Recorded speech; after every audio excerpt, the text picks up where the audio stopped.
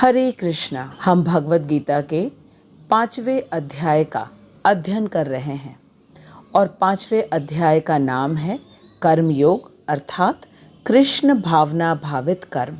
इस अध्याय का नाम ही हमें स्पष्ट रूप से बता रहा है कि कर्म योग का अर्थ है कि हम कर्म के द्वारा कृष्ण भावना भावित बने, तभी वह कर्म योग कहलाएगा। अन्यथा वह सिर्फ कर्म है जो कि व्यक्ति अपनी इंद्रिय तृप्ति के लिए करता है। कर्म और कर्म योग में यही अंतर है। जो कर्म केवल अपनी इंद्रिय तृप्ति के लिए किया गया हो वह कर्म है, और जो कर्म कृष्ण की इंद्रिय तृप्ति के लिए किया गया हो वह कर्म योग है। आज हम श्लोक संख्या 11 का अध्ययन करने जा रहे हैं। आइए सबसे पहले अब हम श्लोक का वाचन करें। कायेन मनसा बुद्धया केवलैरिन्द्रियैरपि योगिनः कर्म कुर्वन्ति संगं त्यक्त्वा आत्मशुद्धये। कायेन मनसा बुद्धया केवलैरिन्द्रियैरपि योगिनः कर्म कुर्वन्ति संगम त्यक्त्वा आत्मशुद्धये। कायेन मनसा बुद्धया केवलैरिन्द्रियैरपि योगिनः कर्म कुर्वन्ति संगम त्यक्त्वा आत्मशुद्धये। अर्थात योगी जन आसक्ति रहित होकर शरीर, मन, बुद्धि तथा इंद्रियों के द्वारा भी केवल शुद्धि के लिए कर्म करते हैं। भगवान अर्जुन से कह रहे हैं, कायेन मनसा बुद्धया केवलैरिन्द्रियैरपि योगिनः कर्म कुर्वन्ति संगम त्यक्त्वा आत्मशुद्धये।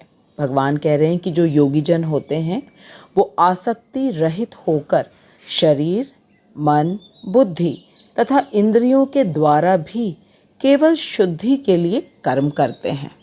आइए अब हम श्रील विश्वनाथ चक्रवर्ती ठाकुर का अन्वय पढ़ के इस श्लोक को अच्छी तरह समझते हैं। अन्वय का अर्थ है पद्य को गद्य की तरह प्रस्तुत करना, जिससे कि पद्य को सरलता से समझा जा सके। श्रील विश्वनाथ चक्रवर्ती ठाकुर की जय। योगिनः योगीगण आत्मशुद्धय चित्त शुद्धि के लिए संगम त्यक्त्वा आसक्ति त्याग कर कायेन मनसा बुद्धया काय, मन और बुद्धि द्वारा केवलैः इंद्रियैः अपि मनः संयोग रहित केवल इंद्रियों के द्वारा भी कर्म कुर्वन्ति कर्म करते हैं। श्रील विश्वनाथ चक्रवर्ती ठाकुर कह रहे हैं कि योगी गण चित्त शुद्धि के लिए आसक्ति त्याग कर काय, मन और बुद्धि द्वारा अथवा कभी मनः संयोग रहित केवल इंद्रियों द्वारा भी कर्म करते हैं। योगी गण केवल इंद्रियों से भी कर्म करते हैं, केवल उस कर्म को करने के लिए, और उस कर्म में उनका मन नहीं लगा होता है, अर्थात वह मन से भौतिक कर्म नहीं करते, क्योंकि उनका मन तो सदैव ही कृष्ण चिंतन में लगा होता है। लेकिन वे अपने सभी भौतिक कार्यों को करते हैं एकमात्र स्वधर्म पालन के लिए तथा भगवान की आज्ञा मानकर।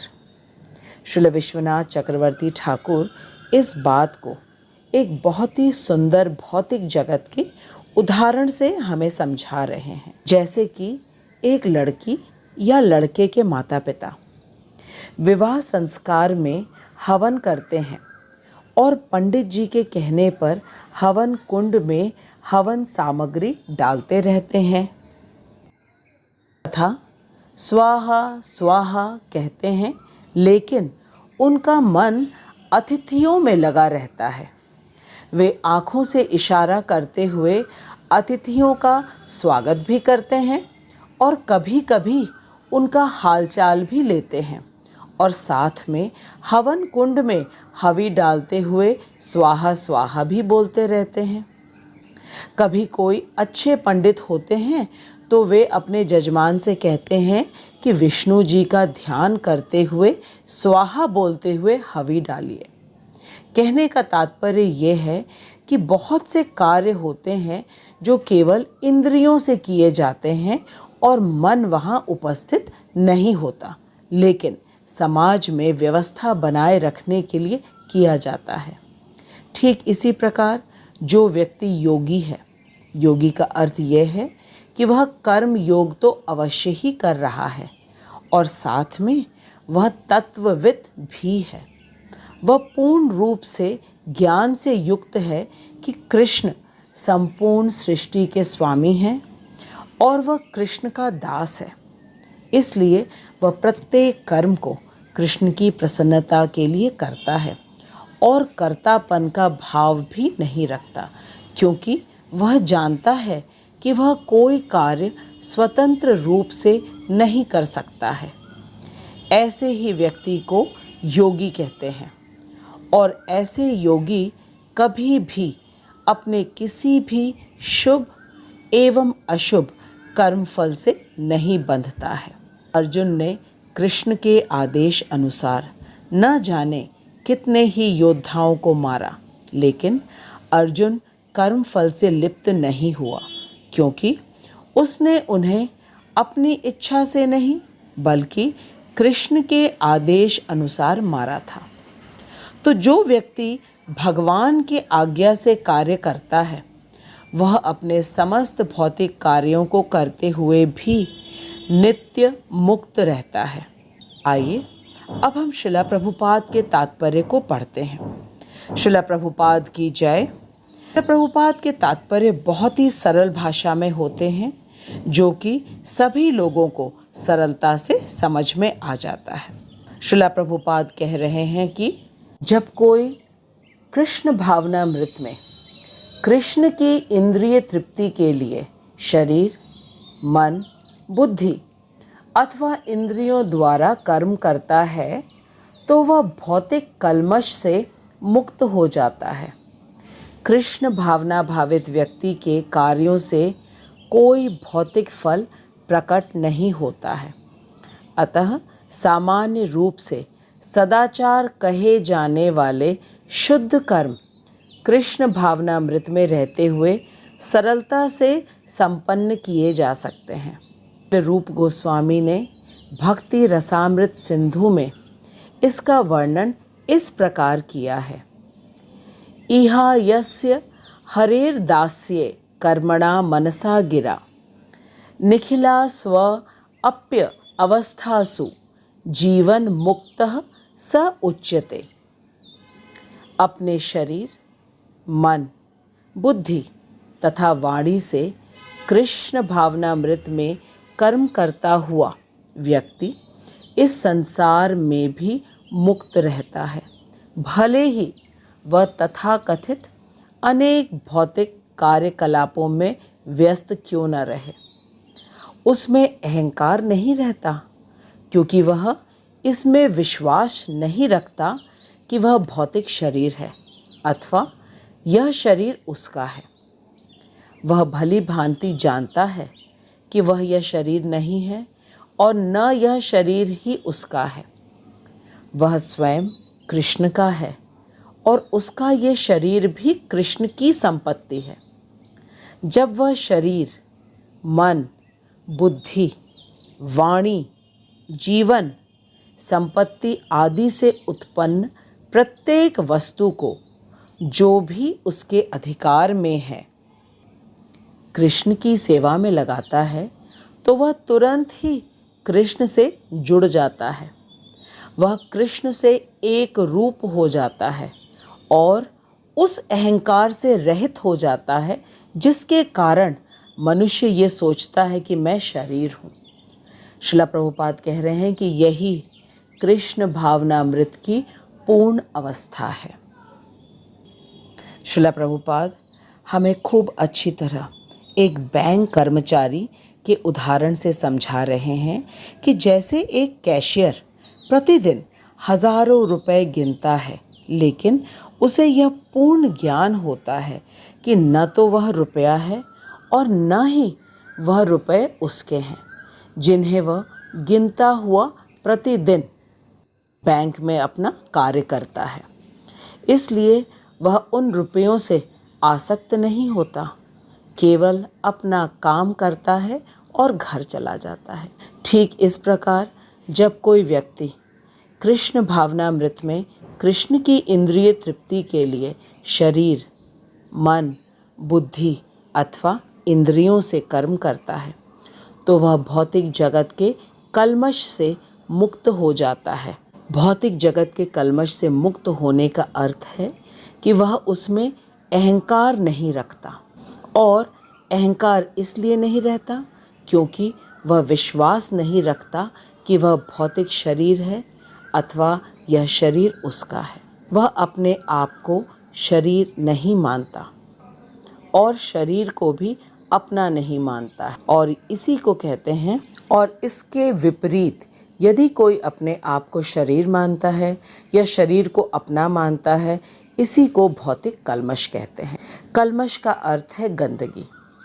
गंदगी इसलिए कहा जा रहा है क्योंकि जब हम भगवान की दी हुई शरीर एवं इंद्रियों से अपने आप को सुखी करने का प्रयास करते हैं और कृष्ण को प्रसन्न करने की सोचते भी नहीं हैं, यही हृदय और मन का कल्मश है। लेकिन जब व्यक्ति कर्मयोग करता है तो वह स्वतः ही उसका हृदय अर्थात बुद्धि शुद्ध हो जाती है, मन स्थिर हो जाता है और इंद्रियां वश में हो जाती हैं, और निरंतर कर्मयोग का अभ्यास करते करते व्यक्ति कर्मयोग से कृष्ण भावना भावित बन जाता है। कृष्ण भावना भावित बनने का अर्थ है कि अब वह जान चुका है कि वह शरीर नहीं है और न यह शरीर उसका है। वह स्वयं कृष्ण का है और उसका ये शरीर कृष्ण की ही संपत्ति है। इस ज्ञान से पूर्ण होकर जब वह अपना शरीर, मन, बुद्धि, वाणी, जीवन, संपत्ति आदि से उत्पन्न प्रत्येक वस्तु को जो भी उसके अधिकार में है वह उसे कृष्ण की सेवा में लगाता है, तो वह तुरंत ही कृष्ण से जुड़ जाता है। वह कृष्ण से एक रूप हो जाता है, अर्थात वह जानता है कि वह सच्चिदानंद का अंश है और वह कृष्ण का है, और उसे यह मिथ्या अहंकार नहीं होता है जिसके कारण मनुष्य ये सोचता है कि मैं शरीर हूँ। इस अवस्था को ही कृष्ण भावनामृत की सिद्धि या पूर्ण अवस्था कहते हैं। इस अवस्था में पहुँचने पर व्यक्ति मैं और मेरा की भावना से मुक्त हो जाता है। मैं शरीर हूँ और यह शरीर मेरा है कि भावना व्यक्ति को कर्म फल के बंधन में बांधती है, जिसके फल स्वरूप वह निरंतर जन्म मृत्यु का दुख भोगता है, और जन्म मृत्यु के बीच में बुढ़ापा और बीमारी। इन दुखों से हमें स्थायी रूप से निकालने के लिए कृष्ण हमसे योगी जन का उदाहरण देकर कह रहे हैं, कायेन मनसा बुद्धया केवलैः इंद्रियैरपि योगिनः कर्म कुर्वन्ति संगम त्यक्त्वा आत्मशुद्धये। भगवान कह रहे हैं कि जिस प्रकार योगी जन पूर्ण रूप से आसक्ति रहित होकर शरीर, मन, बुद्धि तथा इंद्रियों के द्वारा भी केवल शुद्धि के लिए कर्म करते हैं, उसी प्रकार तुम भी अपने प्रत्येक कर्म को करो। श्रीला प्रभुपाद हमें कहते हैं कि तुम्हें अपने स्वधर्म को त्यागने की बिल्कुल भी आवश्यकता नहीं है। आवश्यकता है तो केवल प्रत्येक कर्म को कृष्ण की प्रसन्नता के लिए करने की। जब प्रत्येक कार्य कृष्ण की प्रसन्नता के लिए किया जाता है तो वह कर्म से कर्म योग बन जाता है, और जब वह पूर्ण ज्ञान हो जाता है कि मैं शरीर नहीं बल्कि आत्मा हूँ तथा यह शरीर मेरा नहीं है बल्कि कृष्ण का है। इसके साथ ही जब ये ज्ञान हो जाता है कि मैं और मेरा शरीर दोनों ही कृष्ण की संपत्ति है, तो क्यों न मैं इन्हें कृष्ण की सेवा में लगाऊं। इसी को कहते हैं पूर्ण कृष्ण भावना भावित ज्ञान में होना। पिछले श्लोकों में हमने ये देखा कि जो व्यक्ति इस भौतिक संसार के समस्त कार्यों को करते हुए भी ये जानता है कि वह कुछ नहीं कर रहा है, क्योंकि वह तो आत्मा है और कार्य तो शरीर, मन, बुद्धि तथा इंद्रियों के द्वारा संपन्न हो रहा है, वह तो केवल एक माध्यम है। इस प्रकार अपने समस्त कर्म करते हुए भी व्यक्ति कभी भी कर्म बंधन में नहीं बंधता है। श्रील प्रभुपाद हमेशा कहते हैं कि कुछ भी त्यागने की आवश्यकता नहीं है, क्योंकि आखिर हम क्या ही त्याग सकते हैं। हम त्याग तो उसी चीज़ को कर सकते हैं जो हमारी हो, और हमारा तो कुछ भी नहीं है। ये सृष्टि कृष्ण की रचना है। हमारा शरीर कृष्ण की बाह्य शक्ति जो कि पंच तत्व है, पृथ्वी, वायु, जल, आकाश और अग्नि से बना है, तथा हमारा मन, बुद्धि और अहंकार कृष्ण की सूक्ष्म शक्ति से निर्मित है और पृथ्वी के 3 गुणों के द्वारा प्रभावित होकर कार्य करती हैं। ये शरीर कृष्ण का है और शरीर का समस्त क्षमता कृष्ण की दी हुई है। प्रभुपाद हमसे कहते हैं कि ये शरीर कृष्ण का है और शरीर की समस्त क्षमताएं भी कृष्ण की ही दी हुई हैं। तो हम ये कैसे सोच सकते हैं कि हमने कोई भी कार्य स्वतंत्र रूप से किया है। जिसको ये ज्ञान हो जाता है वह मिथ्या अहंकार से ग्रस्त नहीं होता है और अपने समस्त कार्यों को कृष्ण की प्रसन्नता के लिए करता है और कर्तापन की भावना भी नहीं रखता, क्योंकि वह अच्छी तरह जानता है कि वह शरीर नहीं बल्कि आत्मा है। श्रील प्रभुपाद कहते हैं कि भगवत गीता की पहली शिक्षा ही यही है कि तुम शरीर नहीं बल्कि आत्मा हो। इसलिए हमें भगवत गीता का ज्ञान लेना अनिवार्य है, और वह भी प्रामाणिक स्रोत से। आज के श्लोक में भगवान ने हमें अर्जुन के माध्यम से एक योगी किस प्रकार से आसक्ति से रहित होकर अपने शरीर, मन, बुद्धि तथा इंद्रियों से एक साधारण व्यक्ति के समान कार्य करता हुआ प्रतीत होता है, लेकिन उसे न तो कर्मफल में आसक्ति है और न ही कर्तापन का बोध है। ऐसा ही व्यक्ति अपने समस्त कर्मों को करता हुआ भी नित्य मुक्त है। इसी को कहते हैं जल में कमल की तरह रहना, संसार में रहकर भी संसार के कल्मश से मुक्त रहना, और यही कृष्ण भावना भावित की पूर्ण अवस्था है। आज हमने सीखा कि किस प्रकार हम मैं और मेरा की भावना से निकलकर समस्त कार्यों को कृष्ण की प्रसन्नता के लिए करके नित्य मुक्त हो सकते हैं, इस भौतिक शरीर में रहते हुए भी। यह शिक्षा हमें भगवत गीता के अलावा कहीं नहीं मिल सकती। इसलिए भगवत गीता का ज्ञान दिव्य ज्ञान है, और इस ज्ञान को हम केवल मनुष्य जीवन में ही प्राप्त कर सकते हैं। इसलिए हमें ये सुनहरा अवसर बिल्कुल भी नहीं खोना चाहिए। श्रील प्रभुपाद ने हमें 4 नियमों का पालन करने के लिए कहा है, जैसे कि मांस नहीं खाना, मदिरा नहीं पीना, जुआ नहीं खेलना तथा अवैध संबंध नहीं रखना, और प्रतिदिन 16 माला हरे कृष्ण महामंत्र का जप करने के लिए कहा है। हरे कृष्ण महामंत्र के जप करने से व्यक्ति का हृदय निर्मल हो जाता है और कृष्ण के वचन में श्रद्धा उत्पन्न हो जाती है। इसलिए हम सबको नियमित रूप से 16 माला प्रतिदिन हरे कृष्ण महामंत्र का जप अवश्य करना चाहिए। मैं श्रील प्रभुपाद और श्रील विश्वनाथ चक्रवर्ती ठाकुर तथा अपने शिक्षा गुरु हिज ग्रेस हरिमोहन दास प्रभु जी को दंडवत प्रणाम करती हूँ। आप सबको हृदय से धन्यवाद देती हूँ भगवद गीता के श्लोक को इतने ध्यान और धैर्य से सुनने के लिए। अब हम अगले सप्ताह मिलेंगे, तब तक आप हरे कृष्ण महामंत्र का जप कीजिए, भगवद गीता के वीडियो को दूसरों के साथ शेयर कीजिए और सदा प्रसन्न रहिए। जगत गुरु श्रील प्रभुपाद की जय, अनंत कोटि वैष्णवों की जय। हरे कृष्ण। जय राधा माधव कुंज बिहारी,